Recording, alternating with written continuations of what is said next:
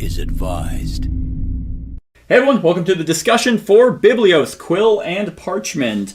This is the newest iteration of Biblios, and oh man, is it light years ahead of the original.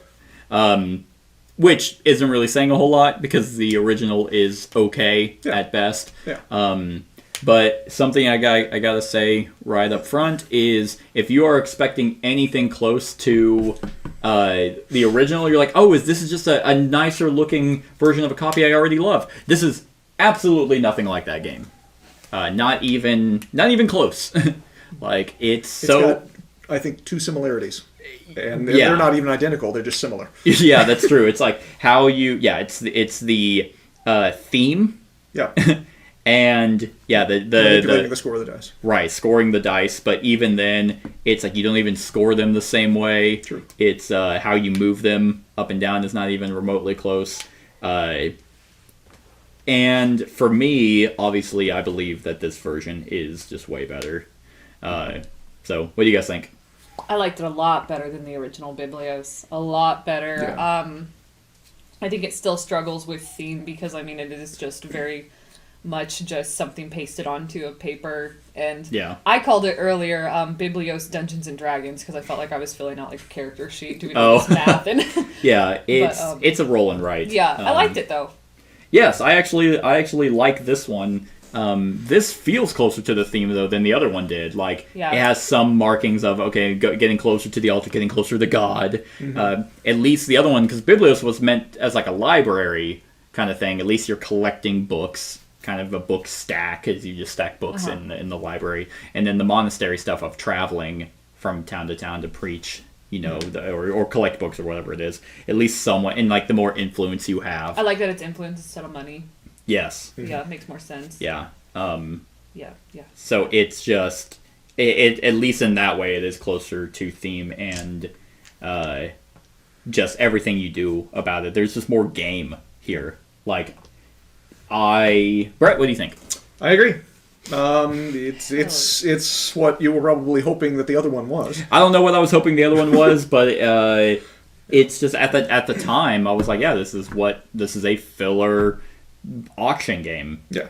And actually, I will say the auction is right out the window. There is no bidding. Yeah. Well, I guess there is for turn order. Right. But you're not bidding for individual cards. I really like the two phases. Yeah. Like it's a more streamlined bidding process. It's like, I guess if you really think about it, it does have the same kind of tone of the first edition, because it's like the first part of the first game, and actually the first part of both games, is you prepping for the second phase. Right. But I feel like in this one you still feel like you're gaining something. And why I like this one a lot more is you actually, what your opponents have is more open knowledge. Right. Like, you can actually look and strategize on, oh, you have a lot of blue, so that I'm a bid higher to take this away from you so you don't get more points for that. Right.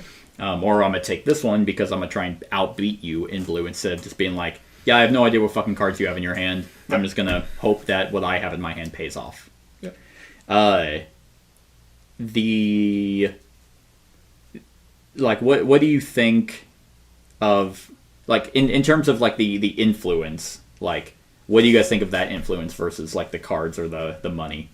Because essentially you use influence here to bid for rows of dice instead of bidding for individual cards. I think it's got a better balance toward the strategic than the money cards before, which was too luck based. Yeah. Because essentially, if you had no money, then it's like, well, I'm not getting any of these cards. Well, and it's possible to draft money. Yeah. And that was a nice buffer for that game. But this one, it's a whole lot better and clearer to see where everybody's at, see what the possibilities are. And it probably surprised everybody that I didn't bid. Yeah, I was like, interesting. Well, because you get to look at it and be like, oh, okay, you have three options versus just the one. Right. And you're kind of like, And I can make something decent out of any of those. Yeah. So I tell you what, I'm going to save my influence for later when I really want something. Right. Or just points at the end. Yeah, I mean, if you have 40 points in influence and you're just like, I'm fine with getting any of these, you're going to get 10 points at the end of the game. Exactly. Like, this is not necessarily a high-scoring game. No. A lot of small avenues at how to get points, and each game we've played has always been close. Yeah. Like, 57, and the one we recorded, 57, 55 to 42 is, and then the one we played right before that was like 49 to 45 to 40. Yeah. So it's always really close. What do you guys think of the dice? Because it is rolling, right? You think the dice sway? Oh, this. Yes. I think the fact that you're allowed to either re-roll all of them or just one of them or just keep what you get, I think that's enough mitigation to make them just fine. Yeah. Yeah. The strategy gamer in me wants to have more options for re-rolling at any given time. Yeah. But it's not that kind of a strategic game. No. That would just slow it down. No, and I think actually whenever we're, like, because the other one, the original was about 25, as they say 30 minutes on the box, of, well, I don't really feel like I wasted 20 minutes, but I don't feel like I made use of that 20 minutes. Here, the game takes about the same amount of time, but you're actually, you do something. There's just more meat to a filler game for what I prefer in filler games. Like, if I can feel like I used my brain at all, then I'm like, yeah, that's a good filler. Yeah. Instead of just mindlessly. Yeah. And Filler, I got 7 in orange. and just a difference in definition, I wouldn't call this a filler game because it's just got the complexity enough to put it out of that category. Yeah. But it's certainly not a complex game at all. Not even close. And it's not a main hour and a half game. It's right. It's a fun little, but it's one you throw out when you're waiting for other people to finish their game, so that we can all get together and do something. It's definitely like a beginner game. Like it's a good gateway. Yeah. Yeah, I mean, because you actually can try and go for like, it's like, oh man, I rolled all 3 of these and I got 2 blue. Ooh, do I want to keep rolling this one and hope I get a blue, or do I want to try and get some chapels and race to the 10 points up there? I also like in games like this that you always get something. Yep. Like you never really get negative points. Unless you do. Yeah. Yeah, well, unless you actively choose to avoid that. But even then, even the negative points is not such a drag. It's not Great Western Trail where you keep selling in Kansas City. Yeah, negative 80 points. Yeah. Like whenever people fill out to score sheet, and it's like, what do you think of the game? Let's play something else. It's like, oh, okay, yeah, let's just rip it. Let's I rip this one up. hanging out with you tonight. Yeah, and it's like, it's not hard. Like, if you get no blue, I think that's the hardest one, the harshest negative points. Yeah, which is only 3. I mean, how many negative points did you get? 2. So one in each category. Funny enough, the 2 points you did lose actually did end up causing you to lose. I don't even know what. Yeah, suck it. But if I had taken those points instead of building up the 2 columns I did, I wouldn't have gotten first place in those columns. And it's interesting so because it's decent balance of decision making. Yeah. The tiebreaker is the person's closest to the altar, and so that's why you move back and forth, moving up, because in this case it would have been me because I'm closer, because the one furthest to the right is the one furthest from the altar in terms of tie breaking. That makes sense.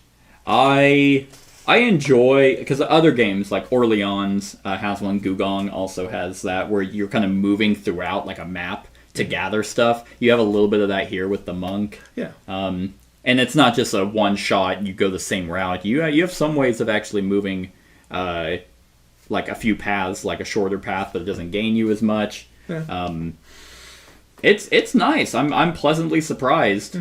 But I do think if you are a huge fan of the original, like it's your favorite game of all time, then this is, by the name alone, is going to throw you off. Right. I don't like how he called it the exact same thing. Yeah. Because it's not the same game. Yeah.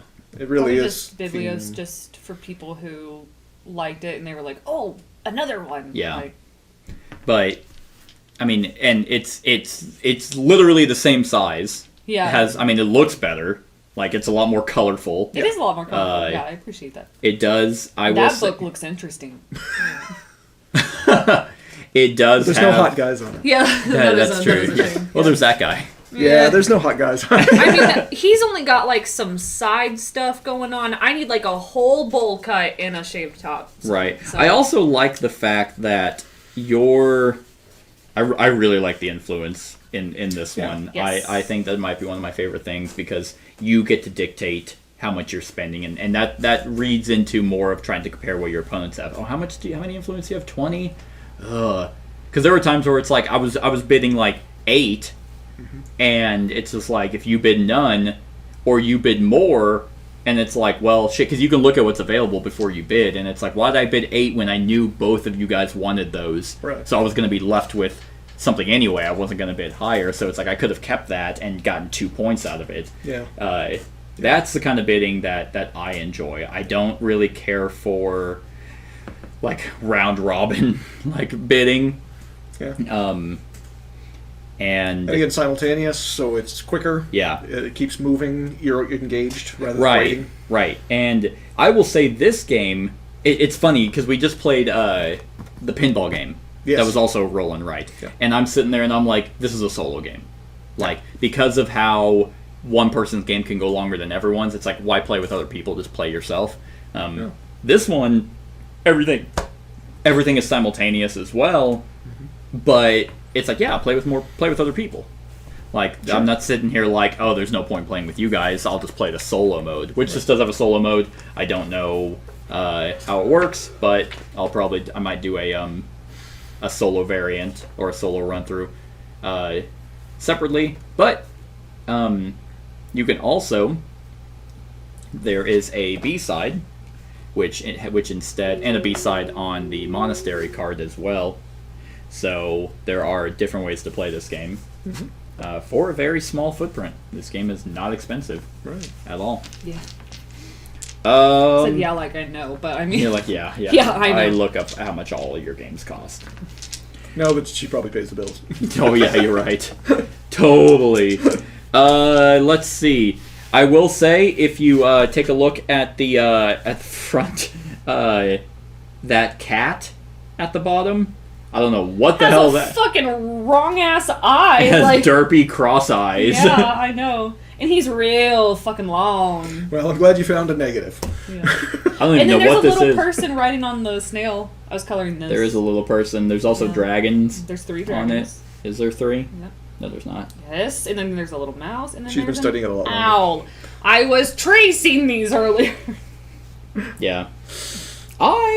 I enjoy this game. This is a solid one. Yeah. So I also enjoy it. Now, with that being said, out of the two, which one would you prefer? This one? The first one. How about the good one? Yeah, the good one. The one that you guys are gonna say. No, yeah, this one. Okay. On a scale of 1 to 10. I'm already ready. 8. 8? Yes. 8. I'm still not that high because I don't see myself playing this as much. I'd give it a 7 though. Yeah. Like it is good, but once again, still it is a filler game. Right. To me, that I'm not gonna. But if I wanted to, this for me, because I will never play a board game if I have 30 minutes to kill. Right. I will not do that. I am a millennial. I'll get on my phone and watch a 20-minute YouTube video and rewatch Doberman special. But what this game is perfect for is kind of a palate cleanser in between games, or how you mentioned it, like if you're at a game group and you're like, oh, how long before this game's over? Oh, about 20 minutes, we think. Oh, okay, perfect. Let's just kind of play this, and so we can play a bigger game together. Yeah, that's where this one would come in handy. Yeah. And I could also see it as a gateway for new gamers. Absolutely. Because it's got enough complexity that you feel like you've got some control. It's got enough luck that you feel like I need to control this. Right. But it's like not overly complex. You roll 2 ones of influence and you're like, okay, I'm going to re-roll this one. Oh, it's a 2! That's not better! I guess I'll re-roll all of them! Well, 2 is better than 1. It is. Yeah. And then you're like, oh, okay, good. And wow, that was 3 chapels on my book dice. So, actually, one thing I will say is I like that if, let's say I move up, I get this, and I move up all the way on the chapel almost immediately. I like that you are compensated for a die you can't use. Mm-hmm. Like, you can either move your noble up, or fill in the cross. So 2, 4, 6, 8, 10. So you can get a potential 12 points if you cannot use dice. Yep. And I really like that. Yeah. Like, now, granted, if you have all those filled and you can't move up or anything, then it's just a dead die. But I feel like that would be... You'd have to get, like, the worst luck imamaxable. Yeah, that's hard to imagine in a game this short. Yeah, exactly. Like, oh, man, I'm only ever rolling the blue books. Like, so I'm maxed out all the time. Yeah. But I will... Yeah, I like how... This is, like... Because unlike other roll and writes I don't really care for, like, on tour, where it's just you roll 2 dice and you're like... Nothing I can do about that. Like, because I'm just fucked. Like this one, or Cartographers is a flippin' right. Same with Welcome to flippin' right. They're all this fucking same. But I like whenever, like, they're quick. They're somewhat. They have a little taste of theme in there for that type of genre. Yep. And yeah, you feel like you were engaged the whole time. Canvas, I would say, is a potential filler game. No,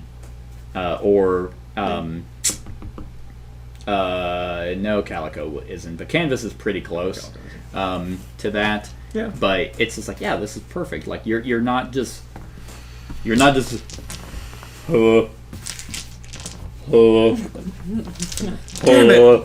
that's the end of the game. Glad I set this up. Nah, this one I like. Yeah. So, you guys got anything else? Cool. Well, that's our thoughts on Biblios, Quill and Parchment. Let us know what you think of the game in the comments below. Other than that, like, comment, share, and subscribe, and have a wonderful whatever time of day it is for you. Hey everyone, thank you for watching, and I really hope that you enjoyed the video. If you would like to see more of my content, go ahead and click that subscribe button and the bell to be notified whenever I upload any new content. If you feel like supporting the channel, you can go ahead and click that Patreon link to be taken to my Patreon, and any help is truly appreciated. Other than that, stick around for any other run-throughs or reviews or cool top 10s or whatever I feel like putting on. Other than that, like, comment, share, and subscribe, and have a wonderful whatever time of day it is for you.